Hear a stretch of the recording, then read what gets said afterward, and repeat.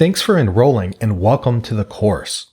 Before we start getting into the details of the Linux operating system as well as how to use and manage Linux systems, I want to give you an overview of the topics we'll be covering in this course.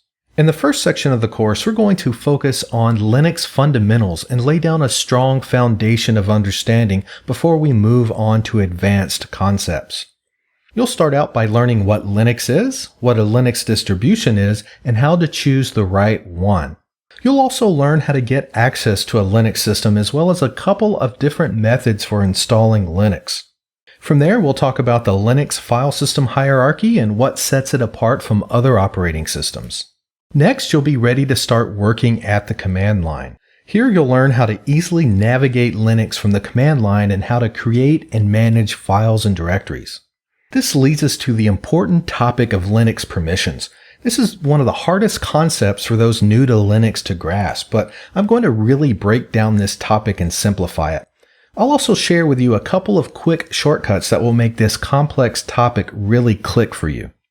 We'll keep working on command line skills by talking about ways to customize your command line environment and how to create shortcuts called aliases.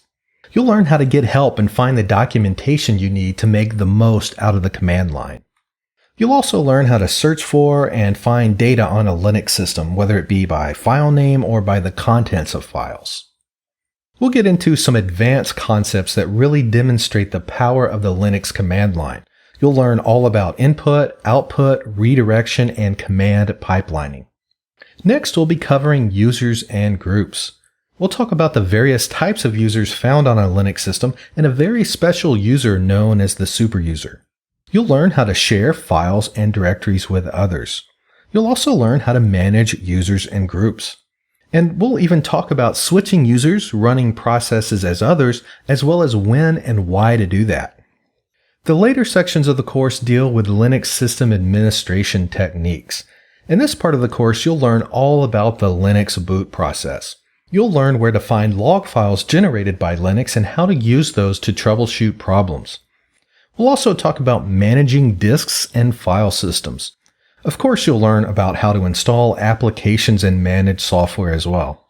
Next, we'll cover networking concepts that apply to Linux administration and specifically how to configure network interfaces. You'll also learn how to transfer files over the network and in between systems. Finally, we'll talk about ways to automate tasks on Linux servers. You'll learn about process and job management as well as how to schedule and automate jobs. Finally, you'll be taught the basics of shell scripting so you can simplify complex tasks. And those are just the highlights. You're going to learn so much more along the way. Now, I know it sounds like a lot of material to cover, and frankly it is, but the good news is that we're going to start at the beginning and take this journey together step by step.